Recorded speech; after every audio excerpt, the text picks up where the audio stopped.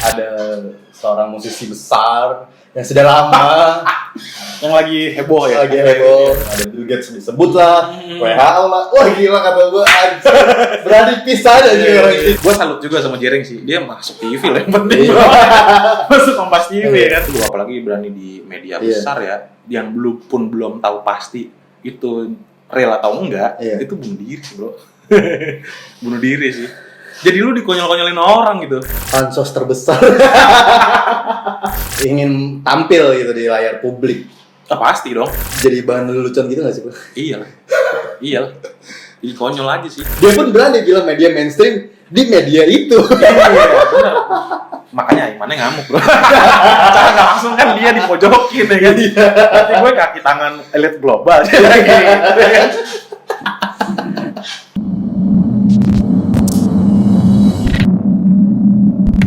Assalamualaikum warahmatullahi wabarakatuh. Jadi balik lagi sama gue Gasan Syakik Albak di channel Down to Earth ID. Jadi tadi kan kita udah bahas, ada 3 part yang udah kita bahas itu tentang bisnis. Mungkin otak-otak orangnya ini membuka wawasan itu banyak banget udah kita bahas dari bisnis kopi, terus tentang peluang apa sih bisnis di era pandemi ini. Nah, saatnya kita ingin membahas hal yang tidak penting. Obrolan warung kopi. Obrolan warung kopi. Asik-asikan aja ya. Tapi gue disclaimer sih, sebelumnya ini kita tidak ada maksud apa-apa, kita hanya membuka forum, kita hanya untuk menyampaikan pikiran aja bang ya. Kita tidak ada, mungkin kalau misalkan next ya kata-kata kita gimana. Jadi mohon dimaafkan dulu untuk saat ini. Opini lah. Untuk saat ini aja. Jadi kita ingin memulai nih bang. Kalau menurut lu ngikutin nggak sih teori konspirasi virus corona ini? Nah sebenarnya gini, sebelum kita ngobrol panjang-panjang nih ya, ini sih sebenarnya pembicaraan yang tiap hari kita lakuin di kedai kopi ya. Ya teori konspirasi itu sebenarnya dari sebelum sekarang yang lagi heboh nih, orang pada ngomongin bahwa ini corona nih by design apalah, teori konspirasi apapun. Itu sebenarnya di kedai kopi kita udah sering banget bahas. Benar. Dari zaman pas Flat Earth lagi naik, itu kita nonton berapa episode hanya untuk ngobrol bro. Terlepas dari lu pro atau kontra itu masing-masing silakan aja. Tapi ya ini bahan buat kita melatih daya analisa kita, ya kan? Kita memulai dari positif dulu deh. Iya benar. Terlepas dari lu mau ikutin pandangan siapa itu terserah, karena masing-masing punya pandangan kan. Nah kalau misalkan menurut nih bang, ini kan sebenarnya gue ngerasa kalau misalkan ada sesuatu yang ganjal, karena kan menurut gue, apalagi kalau misalkan kalian nih pecinta Netflix lah, itu ada film namanya Blacklist, itu ada 6 season, itu satu seasonnya hampir 20 episode, dan itu gue semua nonton karena study from home ini sangat tidak efektif karena gabut banget gue. Dan itu tuh ngebahas tentang semua kejahatan yang ada di dunia ini, tapi berupa film. Itu tuh kejahatan yang out of the box sekali. Bahkan lu tidak akan mengira anjir itu kayak gitu, bakal didesain secara unik, bahkan orang nggak bakal tahu itu kriminal atau kejahatan. Nah menurut lu nih bang, lu masuk dalam kategori pro atau kontra, atau pro dan kontra? Untuk teori konspirasi, gue percaya bahwa konspirasi itu ada bro. Ada. Nah, ini baru banget kita browsing tadi nih, gue lihat dari KBBI sih. Kita tadi sebelumnya ngobrol dulu nih. Kita sebenarnya dulu ya. Konspirasi itu apa sih gitu kan? Iya. Nah kalau menurut Kamus Besar Bahasa Indonesia atau KBBI, kata konspirasi memiliki arti persekongkolan atau komplotan orang dalam merencanakan sebuah kejahatan yang dilakukan dengan rapi dan sangat dirahasiakan. Pelaku konspirasi disebut dengan konspirator. Berarti kalau misalkan bapak-bapak selingkuh gitu konspirasi juga. Konspirasi skala kecil bro. Skala kecil. Nah, jadi tadi kita sempat ngobrol, konspirasi ini apa sih? Apakah persekongkolan untuk identik dengan hal negatif, atau kita merancang sesuatu untuk hal yang positif disebut konspirasi juga? Ternyata dijawab tadi KBBI. Kejahatan ya berarti? Udah pasti kejahatan. Oke. Jadi semua yang bersifat merugikan orang lain gitu ya, kejahatan besar, dan dibuat sedemikian rapinya gitu. Jadi orang tuh hanya bisa menganalisa dan desas-desus saja karena data lengkapnya pasti nggak ada. Benar. Kalau data lengkapnya ada, bukan konspirasi namanya. Itu fakta ya. Nah, itu serunya bro. Jadi banyak bahan yang kita bisa debatin di situ kan. Jadi ini nanti kalian nggak usah nunggu sampai gue bilang harus komentar. Pokoknya kalau di setiap mana lu komentar, lu kasih menitnya, kalian bisa bebas berekspresi di sini. Oke nih bang, kita lebih bahas tentang konspirasi yang COVID-19 ya. Tapi kalau misalkan dari perspektif lu, apakah virus ini adalah buatan? Kalau opini gue ya, opini gue ini man-made. Man-made ya? Iya. Gue nggak punya data yang real ya, seperti apa, tapi balik lagi konspirasi ini kan analisa gue ya. Analisa gue ini man-made. Ini man-made, kenapa gue ngomong begitu, ini berdasarkan opini gue aja. Lu pernah bahas juga tentang perang ya? Iya. Perang dunia ketiga. Menurut gue, kalaupun perang dunia ketiga itu terjadi, ya kayak gini perangnya. Entah perang virus kah, entah perang kimia kah, kayaknya udah nggak relevan sih lu bom atau kota gitu, enggak. Nah, bisa jadi ini latihan bro. Seru nih. Bisa jadi ya, ini latihan gitu. Jadi, cara unik ya bang ya? Iya, kayak cek ombak dulu. Kira-kira kalau gue kasih skala kecil nih, reaksi dunia seperti apa gitu. Nah, kenapa gue bilang man-made? Karena kayaknya canggih banget sih nih virus sih. Penularannya cepet banget gitu. Terlalu kayak nggak mungkin sih kalau alami terjadi gitu aja gitu. Ini virus, ya kita udah ngalamin beberapa kali pandemi sih ya. Tapi ini beda sih. Kayak ada yang ganjel gitu. Iya, dan maksudnya segitu canggihnya sekarang gitu, teknologi sekarang, masa sih nggak ketemu anjir? Ya kan? Masa sih nggak ketemu obatnya gitu? Iya, obatnya. Nah, tadi kalau bahas teori konspirasi, orang kan banyak bahas nih, ada banyak versi ya teori konspirasinya. Ada yang bilang kalau corona ini sebenarnya nggak ada loh, itu cuma karang-karangan media aja untuk menakut-nakuti kita dengan tujuan apa. Ada yang bilang kalau corona ini dibuat dan memang bener ada. Tapi titik konspirasinya di mana? Ya tadi ini virus ini disebarkan dengan tujuan tertentu. Terus kalau gue lebih percaya sama yang kedua tadi. Jadi virus ini bener ada, virus ini bener menakutkan, bener bisa bikin orang meninggal ya. Dan dibuat sama orang. Gue kalau ada yang bilang corona tuh sebenarnya nggak ada, cuma nakut-nakutin doang. Ya mungkin lu untuk mendukung gagasan lu itu, lu coba datang ke ini deh, Wisma Atlet. Iseng aja ini OB gitu. Tapi untuk saat ini kan kita dilihat kalau bahwasanya virus corona ini ada gitu bang ya. Nah tapi kan yang untuk kita perdebatkan di balik itu, med-mednya ini di virus corona ini diciptakan kalau menurut lu untuk apa gitu bang? Yang jelas kalau yang kita rasain sama-sama ya, ekonomi bro. Jadi kayaknya kalau ada yang waktu itu bilang mungkin tujuannya untuk depopulasi, depopulasi. Jadi katanya dunia udah terlalu banyak orang lah, mesti dikurangin lah segala macam.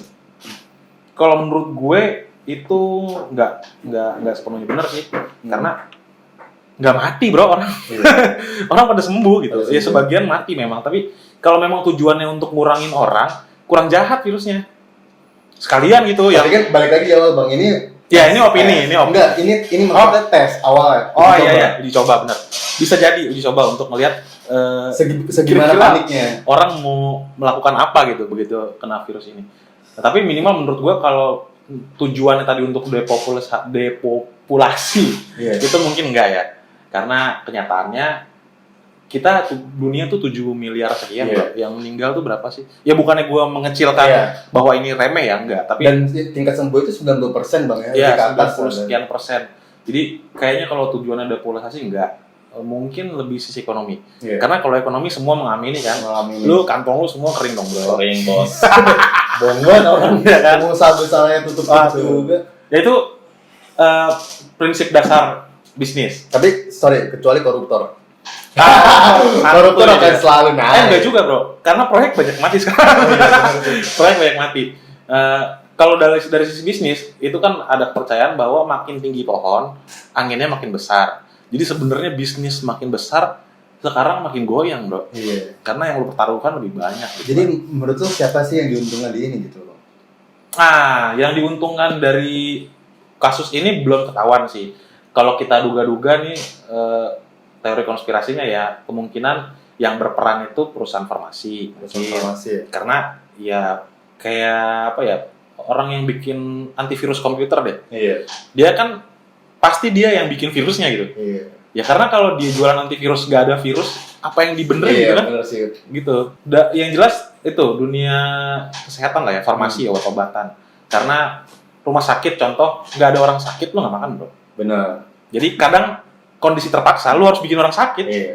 Kalau orang sehat semua, terus siapa yang lo obatin gitu? Lo nggak muter. Jadi kemungkinan besar kalau menurut gue ada peran industri farmasi yang besar di sini. Karena itu dari zaman dulu pun udah banyak perdebatan tentang itu ya, tentang rokok lah, tentang gele juga sama itu perdebatan sama industri farmasi loh, gitu. Dan jadi kalau tiba-tiba keluar penyakit ini udah nggak kaget sih kayaknya, ya pasti ada peran mereka lah di situ.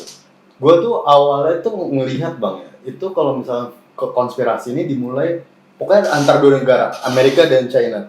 Pokoknya ini dua negara yang terdiskriminasi banget antara China atau enggak Amerika yang buat lah pokoknya kan. Pokoknya ini tuh apa ya? Ini juga mungkin buat teman-teman jangan sampai rasis lah ini di poin ini. Karena kalau menurut gue ini kan seolah-olah orang Cina. Karena gue melihat banyak banget gejolak-gejolak rasisme yang muncul di sini bang. Gue sangat menyayangkan itu untuk teman-teman saling respect lah antar suku antar apa.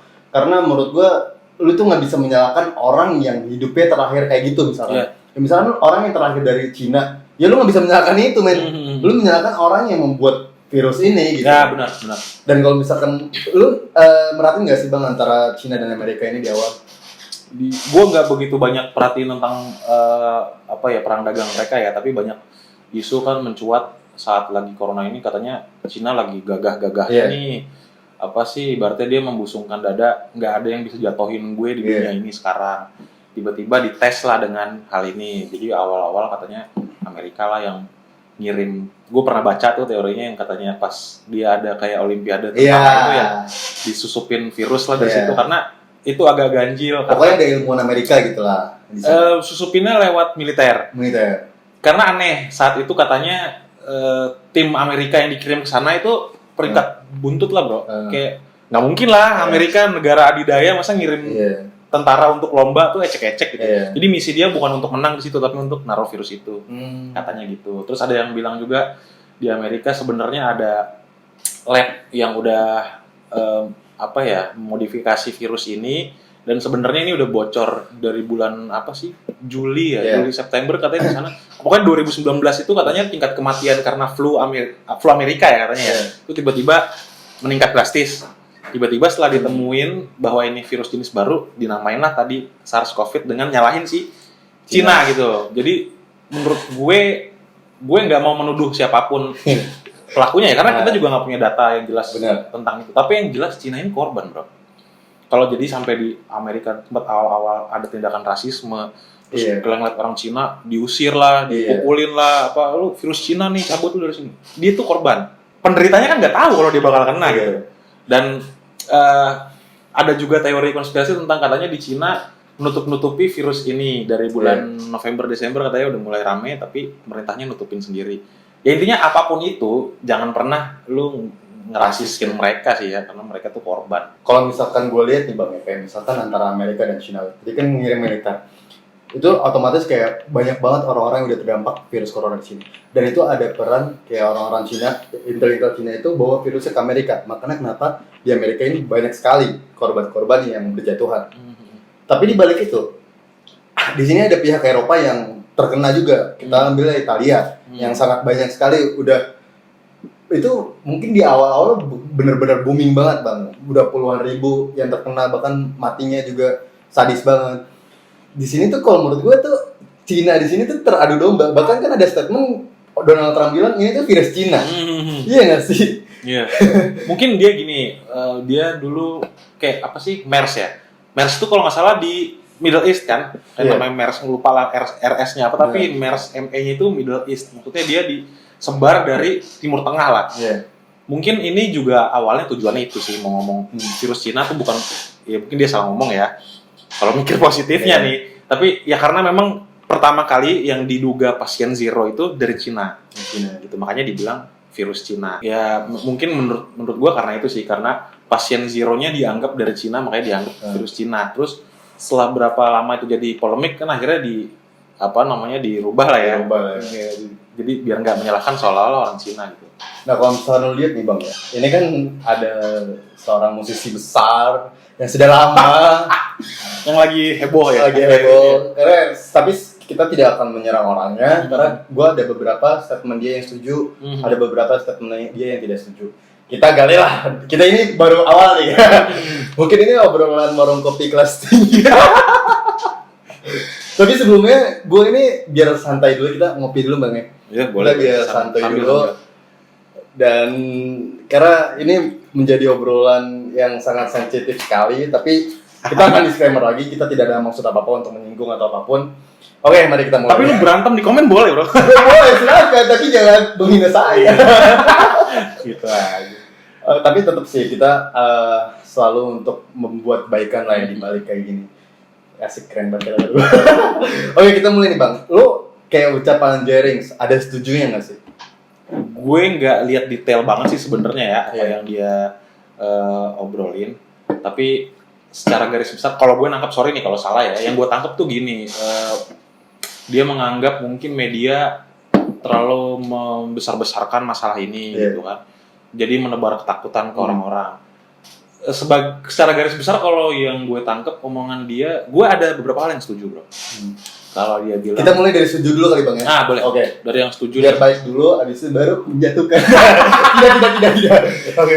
Yang setuju nih ya, contoh dia bilang, gue denger tuh bahwa media ini bukan memutar balikan ya, mendesain satu kemasan berita yang jatuhnya efeknya menakut-nakuti orang. Memang benar. Memang benar. Kita setuju akan hal itu. Itu di dunia manapun terjadi. Media ini memang pedang bermata dua kan. Dia bisa digunakan untuk campaign hal yang positif, bisa juga untuk hal yang negatif gitu. Itu udah rahasia umum lah ya media. Media ini menurut gue memang agak lebay sih ya, agak lebay. Bikin orang tuh jadi parno, bro. Jadi nggak produktif. Bahkan gue takut gara-gara terlalu banyak baca berita, orang tuh jadi penyakit. Kita terhindar dari si COVID-nya nih. Tapi lu gila kan? Lu gila gitu, lu paranoid, lu ketakutan, akhirnya lu stres. Penyakit-penyakit yang emang udah ada di badan lu, tadinya kalau nggak bacain berita ini lu fine-fine aja, mulai muncul tuh. Jantung lah. Iya. Bahkan lu minum es, terus habis itu tenggorokan lu sakit, lu parno. Jangan-jangan gue kena corona nih gitu kan. Jadi menurut gue memang benar di satu sisi itu media menakut-nakuti. Tapi balik lagi, bro, kita sebagai penontonnya kan harusnya punya pikiran juga ya, punya kebijaksanaan. Jadi selama lu menganggap apa yang diberitakan media itu untuk membuat diri lu tetap aware, sebenarnya fine-fine aja. Jadi balik lagi, kalau lu nya sendiri yang memang paranoid, ya udah lu hindarin lah media. Tapi kalau lu ngerasa lu bisa mengolah informasi yang masuk, mana yang lu percaya, mana yang enggak, tonton aja. Itu untuk pengetahuan nggak apa-apa kok. Gitu. Mungkin itu meningkatkan daya analisis dan kritis juga, Bang. Bener, dan meningkatkan awareness. Karena memang manusia juga kalau nggak ada takutnya bahaya. Memang mesti ada rasa takut sih. Nah Bang, ini gue juga setuju sih Bang. Kayak misalnya masalah Jerings ini, dia bilang tidak ada hal yang kebetulan. Bahkan di awal kita bilang ini tuh man-made ya, buatan manusia. Tapi kalau menurut lo, ini kan tersangkut paut sama udah elit global lah, ada Bill Gates disebut lah, WHO lah, wah gila kata gue, berani pisah aja juga orang ini, gila kata gue. Bahkan dia bilang kayak bawa-bawa apa, roadside lah. Roadside. Terus sampai penguasa tuh dibawa semua itu, gila. Kalau menurut tuh ada poin pro-nya nggak sih di pembawaan yang mengenai Bill Gates ini? Balik lagi, kalau misalnya kita menuduh beberapa oknum ya yang punya latar belakang memungkinkan memang melakukan hal ini, ya pasti ada ya arah tuduhan ke sana gitu. Karena balik lagi, konspirasi ini tadi kan kalau kita bahas di itu persekongkolan kan, melakukan tindakan kejahatan secara rapi, bro. Secara rapi. Yang nggak bisa di-track gitu. Akhirnya lu hanya bisa desas-desus menyimpulkan dari sejarahnya si Anu tuh dulu katanya pernah bikin kasus, katanya siapa pemimpin ketua WHO sekarang kan katanya itu siapa gitu, namanya siapa lah, katanya pernah kasus lah di Ethiopia. Atau Bill Gates, kenapa dia katanya berapa tahun lalu sempat simulasi tentang kalau misalnya terjadi pandemi seperti apa. Nah itu sah saja kalau misalnya punya pikiran ke sana, tapi lu harus punya bukti yang valid, bro. Sebenarnya kalau berani nuduh ya. Kalau gue meyakini ini man-made, tapi gue nggak berani nuduh siapa orangnya gitu, karena gue nggak punya bukti. Mungkin kalau orang-orang sebagian ada yang menyimpulkan karena dia pernah ini, karena pernah itu. Sisi positifnya gini deh, contohnya Bill Gates pernah bilang katanya dunia tidak siap saat menghadapi pandemi segala macam. Sebenarnya itu nggak jauh beda sama ini sih, bro.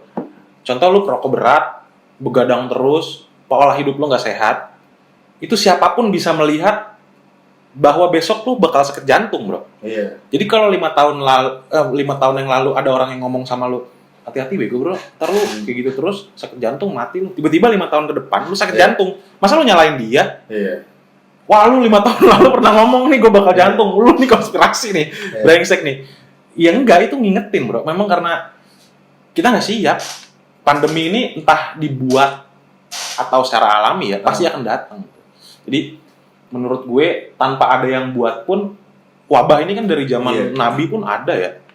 Apa yang kalau dulu cerita di Firaun, zaman Firaun, Nabi Musa itu kan dikasih wabah. Itu dengan berbagai macam versi, entah versinya Tuhan yang kasih lah atau hanya alami aja tiba-tiba terjadi, itu pasti terjadi. Nah yang ditakutkan itu saat besok terjadi, lu pada belum siap nih. Jadi kita harus ngapain nih sekarang gitu mungkin ya. Jadi man-made atau tidak, lu harus bersiap karena ini pasti terjadi. Nah kalau misalkan gue punya dugaan gini bang ya, ini ya kita dugaan aja ya. Ini kalau misalkan udah terjadi bukan dugaan, berarti itu fakta. Gue tuh punya sedikit analisis bang, tapi ya mungkin sotoy atau gimana, cuman gue mengungkapkan pendapat aja dan teman-teman bisa komentar. Jadi kalau gue dibalik ini, ada elit-elit global emang ingin memainkan seperti kayak gini bang. Orang Indonesia, apa di Indonesia ini udah ada menteri keuangan atau pemerintah udah ngutang pinjam duit lah saya ke WHO itu, ke IMF itu 400 triliun lebih, dan yang dialokasikan dana itu 75 triliun untuk COVID-19.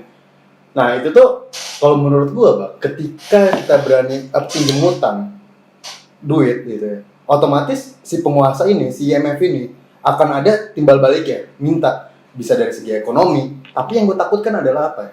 Politiknya. Kalau misalnya kedaulatan kita yang kita jual demi duit 400 triliun itu bahaya. Misalkan kayak gini, ada si IMF ini minta misalkan satu tokoh politik A misalkan, dia jadi penguasa atau jadi apapun, otomatis dia bakal ngasih sahamnya nanti buat ke Amerika atau ke China atau kemanapun ke yang IMF, negara IMF itu ya. Itu menurut lu ada analisis kesana nggak sih bang? Kayaknya enggak deh, kalau sampai ngejual kedaulatan segala macam itu udah kejauhan ya. Menurut gue yang lebih realistis, kalaupun memang kita mau bahas tentang teori konspirasi ya, tadi jualan obat sih bro, simple itu aja dulu. Kayaknya kalau sampai menjual kedaulatan, karena ini korbannya nggak hanya kita loh, ratusan negara terdampak. Masa sih semua mau ngejual kedaulatannya gitu? Karena kan emang tujuan kan ekonomi bang, untuk menurunkan. Dan ketika penguasa udah bisa menurunkan negara-negara ekonominya drop, mereka akan menjual kedaulatan itu. Kayaknya nggak sampai sejauh itu deh. Maksudnya kita kalau sampai dibilang menjual kedaulatan, kayaknya nggak juga ya. Kita juga ngutang sebenarnya kan, gua rasa masih masuk rasional sih. Karena ngutang itu kan untuk pembangunan, untuk segala macem ya. Dan itu kita rasain dampaknya kok. Sebenarnya gini, kayak dalam bisnis aja ya. Utang tuh kan pedang bermata dua. Kalau lu pakainya untuk kebutuhan bisnis, untuk putaran bisnis lo, itu bagus kok, utang itu bagus.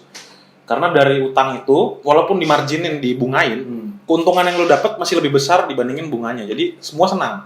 Yang minjemin uang dapat bunga, kita yang muterin uangnya dapat untung gitu. Tapi sebaliknya kalau dipakai buat konsumsi, itu yang bahaya bro.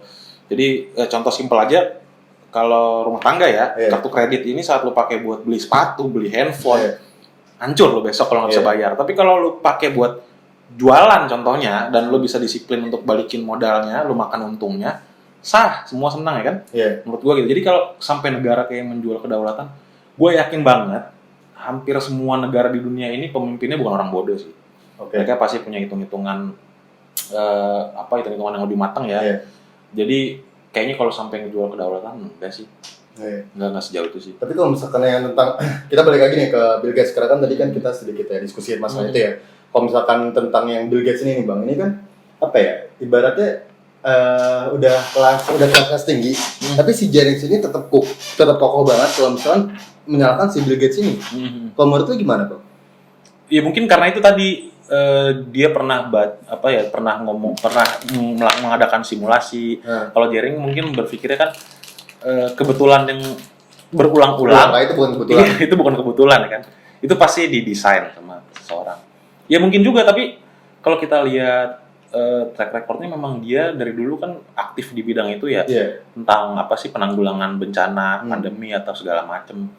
Dan itu memang terjadi bro dari zaman dulu gitu, pandemi. Maksudnya Dulu pun katanya yang flu Spanyol ya, tahun berapa sih, 1918, itu juga kan katanya konspirasi tuh untuk menyebar segala macam. Itu bisa aja, sah saja, lu boleh menuduh siapapun, si Bill Gates kah, si WHO kah, si Rothschild kah, bahkan lu boleh aja menuduh mereka. Tapi datanya yang valid lah, jangan cuma kira-kira gitu. Kayaknya itu kan opini kan. Kalau cuma buat berdebat. Dan opini juga dibawa ke publik gitu ya Bang? Iya, ya saat lu berdebat ini kan harusnya sama-sama data dong. Iya. Data ketemu data, jangan data ketemu opini. Kalau dia lebih banyak kan asumsi ya. Asumsi, benar, asumsi. Jadi menurut gue nggak nyambung sih. Jadi kocak gitu. Tapi menurut tuh ada dugaannya sih Bang, kayak misalkan elit-elit global ini ingin menguasai dunia gitu dari COVID-19 ini. Pasti, itu sifat dasar manusia. Nggak usah jauh-jauh sampai ke elit global. Camat aja kayak gitu bro. Lu rebutan jadi camat aja melakukan hal itu secara nggak langsung. Entah ngejatuhin si Anu biar lu yang naik ya kan. Berarti ada benernya. Atau lu bayar orang biar orang milih lu. Di sini ada benernya juga dong. Ada benernya, makanya gue nggak bilang sepenuhnya dia salah, tapi gue juga nggak bilang sepenuhnya dia benar. Ada beberapa hal yang gue setuju sama dia, tapi ada beberapa hal juga yang gue nggak setuju sama dia. Yang setuju tadi contohnya media itu nggak jujur tentang apa sih data-data yang disebarkan sekarang. Gue juga, dia bilang dia nggak percaya sama WHO dan dia nggak percaya sama data-data. Semua media-media mainstream dia nggak percaya. Gue juga mengamini hal itu. Gue juga nggak percaya sepenuhnya sama mereka ya. Contoh data korban. Iya. Itu gue agak curik sih. Gue agak curik sih. Apalagi ngelihat situasi kita masih santuy-santuy, masih mondar-mandir, orang masih kerja naik KRL, masa sih segitu kuatnya kita nggak ketularan ya kan? Sementara banyak berita yang contoh kejadian yang apa dulu di gereja atau apa sih? Jadi satu gereja tuh kena semua yang di Korea Selatan. Iya. Atau yang klaster di Bogor katanya pendeta-pendeta lagi kumpul satu tempat terus kena semua satu ruangan. Terus tablik ada juga kumpul semua di situ kena semua. Berarti kan virus ini segitu dahsyatnya bro nyebar bro. Lu nggak bisa menghindar saat lu udah berkumpul di satu tempat deket-deketan. Itu bahkan yang dibilang WHO dia hanya dari droplet atau dari apa, kenyataannya semua kena tuh. Belum tentu kan lu semua salaman, semua cipika-cipiki, enggak, ternyata kena juga satu ruangan. Berarti segitu dahsyatnya kan virus itu nyebar gitu. Tapi kok di kereta tenang-tenang aja orang ya, masih gawe, masih mondar-mandir karena menurut gue data yang ditampilkan di TV itu gue nggak percaya sih. Dari awal tuh gue nggak percaya. Jadi dibilang sekarang hari ini berapa sih? 12 ribuan ya? 12 ribuan ya. Ada yang disembunyikan menurut gue di data ODP dan PDP. Karena kenapa itu dibagi ada ODP dan PDP? Ya, itu area abu-abu untuk memainkan data.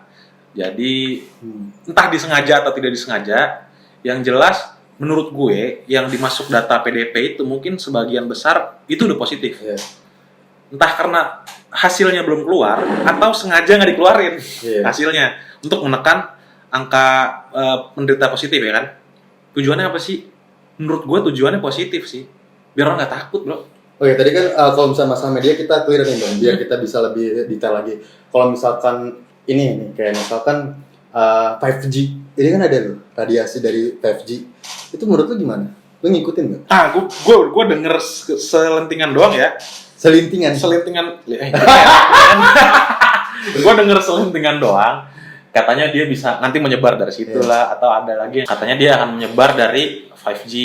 Terus katanya dia ada antivirus nanti yang akan dimasukin microchip lah untuk apalah ini. Kayak kejauhan banget sih bro, kalau sampai situ-situ sih kejauhan. Kalau menurut gue yang nyata depan kita sekarang itu, ini virus ini bener ada. Terlepas dari tadi dia dibuat atau memang alami terjadi, sekarang lawan dulu virusnya deh.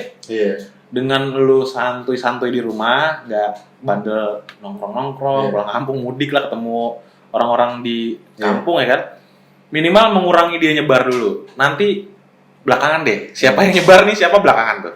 Karena nggak ada faedahnya lu. Sekarang lu tunjuk-tunjuk si Bill Gates, lu tunjuk-tunjuk si WHO, lu tunjuk-tunjuk siapapun lah yang orang yang lu salahkan. Lu nggak berbuat apa-apa. Lu cuman ya udah nyalahin. Iya udah, nggak ada faedahnya. Virusnya nggak hilang juga. Dan kalaupun dia terbukti nih contoh nih ya, terbukti terus ditangkap, terus virusnya hilang emang? Nggak juga. Lu harus lawan ya kan. Dia dipenjarain contoh terus antivirusnya keluar kan enggak. Jadi sekarang musuh yang paling nyata ini virusnya dieliminasi dulu deh. Virus ini bisa hilang dulu, baru kita kalau memang masih penting untuk cari siapa yang nyebar, cari. Tapi kalau enggak ya udah lewatin aja, move on lah hidup, jalan kan. Sama. Tapi nih Bang ya, gue sebenarnya dari awal ketika si Jerings ini berdebat, ya debat atau diskusi lah ya sama Dr. Tirta, itu tuh gue kayak masih menikmati. Tetapi ketika kemarin di Kompas TV, dia bilang ketika di London, di Amerika di mana, dia bilang rumah sakit tuh sepi. Wah gila kata gue. Ini orang bisa sampai ngomong kayak gitu loh. Dia bilang kan katanya dari teman. Tetapi kalau gue lihat ya nggak sepi Bang. Ketika gue nanya ke kakak gue yang di Jerman itu bahkan ada gitu, bahkan rame. Gue malah belum lihat rumah sakitnya sepi apa enggak. Cuman saat lu berani ngomong di TV, lu harus berdasarkan katanya, itu konyol bro. Lu harus kasih data lah. Kalau memang beneran kosong, datanya mana gitu. Kalaupun lu bilang juga itu dokumentasinya katanya di rumah sakit yang sama, tampilin dong ya. Datanya mana gitu. Seharusnya tampilin. Iya, itu lebih berbobot sih menurut gue ya kalau mau diskusi tentang itu. Makanya kalau berani menyebut satu oknum, dua oknum, siapapun itu harus punya dasar yang valid. Jangan berdasarkan katanya. Tapi balik lagi, ini serunya teori konspirasi. Gue salut juga sama Jering sih. Dia masuk TV lah yang penting. Masuk Kompas TV kan. Terlepas dari banyak cuman asumsi, tapi dia punya nyali sih untuk menyuarakan itu, nggak apa-apa. Menurut gue bagus sih. Bahkan kalau menurut gue harus ada orang yang seperti dia sih Bang. Iya benar. Paling nggak berani menyuarakan obrolan kedai kopi ini masuk TV. Dia pun berani bilang media mainstream di media itu. Benar. Makanya Imannya ngamuk bro. Cara nggak langsung kan dia dipojokin ya kan. Tapi gue kaki tangan elit global. Tapi gue salut sih kayak misalkan sama orang yang kayak gini ya, karena punya nilai keberanian yang lebih. Walaupun ada sisi positif dan negatif, tapi itu yang kita tunggu. Dokumentasi lu yang bisa rumah sakit sepi itu kita tunggu banget. Lu bilang Amerika, Inggris apa, lu harus datang ke sana untuk membuktikan itu lu sendiri. Gue berharap malah nanti orang-orang yang nonton ini tuh berantem di bawah gitu, di komen tuh berantem pada ngapain kayak gitu. Seru aja sih kalau, karena teori konspirasi ini dibuat untuk didiskusikan. Kita nggak akan ketemu jalan keluar dari sini. Tapi berantem bukan untuk menghina. Iya, bukan. Kita untuk berargumentasi. Benar. Jadi namanya aja kan konspirasi. Tadi dibilang akan dibuat serapi mungkin, ya kan? Nggak mungkin ada jejak. Karena kalau misalnya dia ketahuan jejaknya, ketahuan bisa dibuktikan bersalah, bukan konspirasi dong. Ya kan? Tapi menurut gue si Jerings ini menjadi starting point orang untuk mulai berpikirnya kalau misalkan di dunia ini udah saking kejam Bang. Kalau misalkan kekuasaan tuh di atas segala-galanya, kalau menurut gue itu bisa salah satu poin positif. Emang iya. Makanya action. Kalau menurut gue ini sebenarnya kejahatan yang terorganisir ini dari zaman dulu udah banyak terjadi ya. Dan dari hal paling kecil sehari-hari pun di sekeliling lu tuh konspirasi banyak tuh. Banyak. Tadi kalau bahasanya konspirasi itu komplotan ya kan untuk melakukan kejahatan itu memang terjadi setiap hari gitu. Cuman skalanya aja jauh lebih besar. Nah, kalau jadi cuman pembahasan abis itu kita cuman nyala-nyalain orang, nggak ada konklusinya untuk itu, buat apa bro? Jadi menurut gue kalau memang lu yakin banget konspirasi dunia itu begitu jahat, lu di atas dong biar bisa lawan. Ya. Benar. Jadi untuk kita generasi muda mungkin lu harus ada di sistem itu untuk melawan gitu. Jadi bukan cuman keluar-keluar ngomong di sosmed, berdebat lah segala macam tanpa ada aksi nyata gitu. Jadi lu masuk dalam sistem bro. Karena lu kalau di luar sistem hanya ngamatin doang, keluar-keluar diketawain sama yang di atas itu. Itu udah sifat alami manusia saat dia di atas. Kan kalau logonya si apa sih istilahnya Freemason itu lah ya. Itu kan apa yang segitiga ada mata. Illuminati. Itu teori konspirasi kasih gitu. Gitu kan. Hati-hati dong gue. Habis ini gue direkrut. Gitu. Nah, itu kan segitiga piramid ya bro. Piramid itu menggambarkan satu titik paling atas itu sedikit segelintir orang. Yang paling bawah ini rakyat jelata gitu. Itu udah sifat dasar manusia di piramid-piramid yang lain paling kecil, yang lebih skala kecil. Contoh camat misalnya. Dia udah di puncak piramid secara kecamatannya doang. Dia di puncak. Dia akan berusaha untuk mencegah orang-orang yang di bawah itu naik. Benar. Itu udah tiap hari lah. Dan itu sifat manusia. Itu sifat manusia. Rakus. Bener, rakus. Lawan dong, ya kan? Jadi gimana cara lawannya? Bukan cuman koar-koar ngomong-ngomong, adu argumentasi. Lu masuk di situ. Ini saran juga ya buat. Ini gue makanya lagi promo sebenarnya gue biar masuk dalam. Siapa tahu kan abis itu ada yang ngechat gue kita dari Fantasm gitu. Dari Illuminati apakah Anda berniat biasanya sama Lady Gaga. Iya gitu, siapa tahu. Tapi kalau misalkan ya kalau gue saran juga lu bisa buat lembaga survei sendiri atau bisa buat WHO Indonesia yang berdasarkan udah penelitian bertriliun-triliun gitu.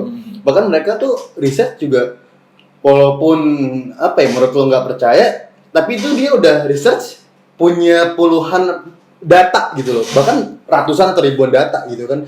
At least dia berdasarkan data, tapi kalau misalkan kayak berdasarkan asumsi tanpa data itu sangat tidak berfaedah. Iya, jadi nggak berbobot diskusinya kalau yang satu pakai data, yang satu pakai asumsi. Walaupun salah satu pihak menyebut data-data yang digunakan tidak valid. Yeah. Boleh aja lu ngomong data orang nggak valid, asal lu punya backup data sendiri yang menurut lu valid gitu. Jadi lawannya jangan pakai asumsi, gitu kan. Jadi nggak apple to apple gitu. Kalau orang ngomong pakai data, lu ngomong pakai asumsi. Contoh nih, misalnya lu menyanggah contoh katanya 12.000 nih penderita, terus lu yakin banget kalau itu data nggak bener gitu. Lalu harus punya data realnya berapa gitu. Tapi kan untuk mengumpulkan data itu nggak gampang, Bang. Iya memang, ya pada akhirnya orang pakai asumsi kan.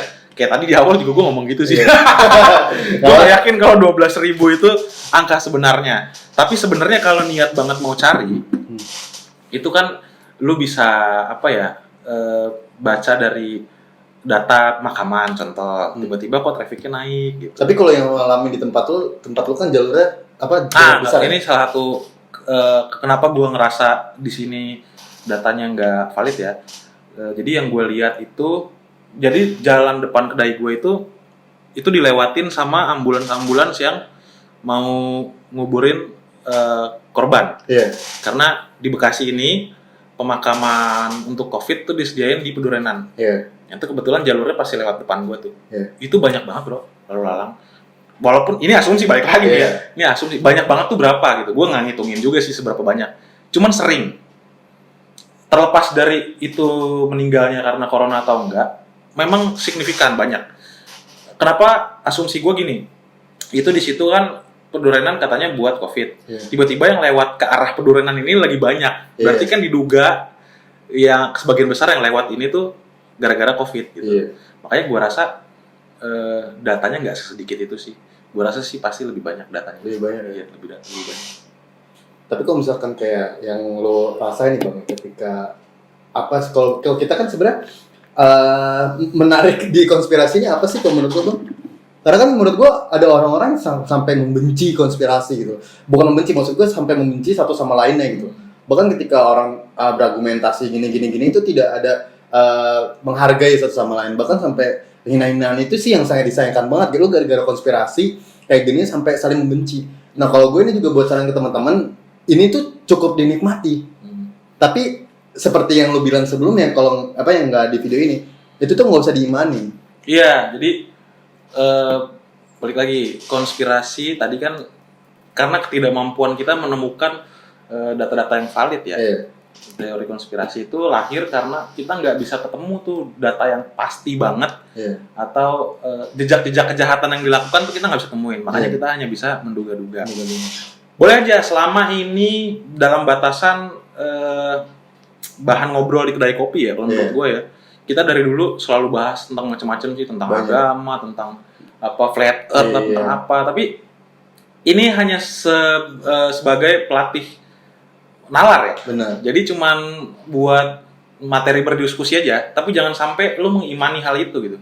Bahwa apa yang lu yakinin itu udah pasti benar. Karena ini asumsi, bro. Ya kan? Asumsi gitu. Lu nggak bisa 100% ya, karena nggak ada buktinya kan. Jadi saat lu mengimani banget hal ini terus jadi lu berantem sama orang yang berseberangan pendapat sama lu, jadi kocak. Ngalah-ngalahin agama.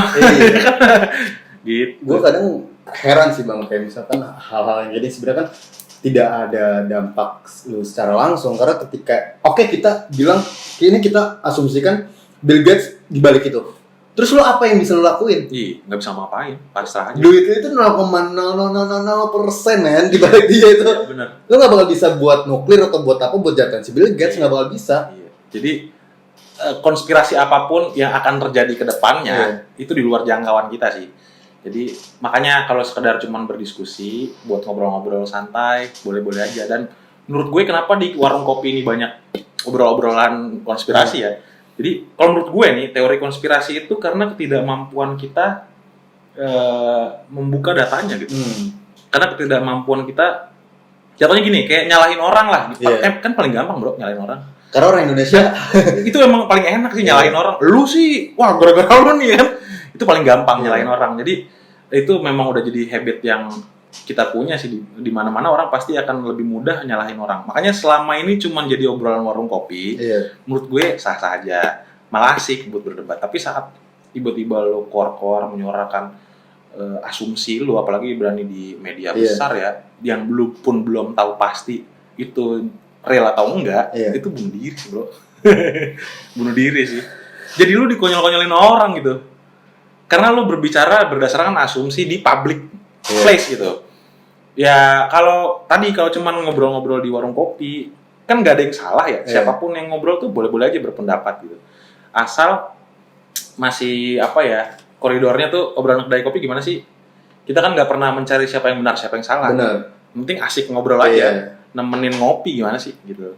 Tapi saat ini jadi serius banget seolah-olah si Anu nih paling brengsek nih gitu segala macam. Lu buktinya apa gitu? Itu bisa dibalikin loh. Lu pencemaran nama baik, misalnya kan pencemaran nama baik atau misalnya ya pasti ada pidananya lah. Untung Bill Gates nggak sensitif juga, dia nggak bakal denger juga sih bagi dia. Aduh apaan sih kan. Tapi sih kalau misalkan menurut gue bang ya, sebenarnya kayak kita kan tidak menyalahkan si Jerings juga. Malah menurut gue ini membuka wawasan orang. Kalau misalkan ya dunia ini emang lagi kejam, tapi kan sekarang di posisi saat ini, kalau misalnya ngomong kayak gitu harus ada data yang udah itu aja yang kita buktikan. Selebihnya kalau misalnya tanpa data, udah stop dulu gitu. Lu boleh tanya jawab atau forum diskusi, tapi sampai ngotot tentang WHO, tentang Bill Gates, gila itu pansos terbesar. Ya tapi kan kita nggak tahu tujuan dia apa ya. Tapi menurut lu ada nggak sih kayak eksistensi si Jerings ini? Maksudnya? Ingin tampil gitu di layar publik? Pasti dong. Pasti. Ya, buktinya diambil kesempatan untuk live di TV itu.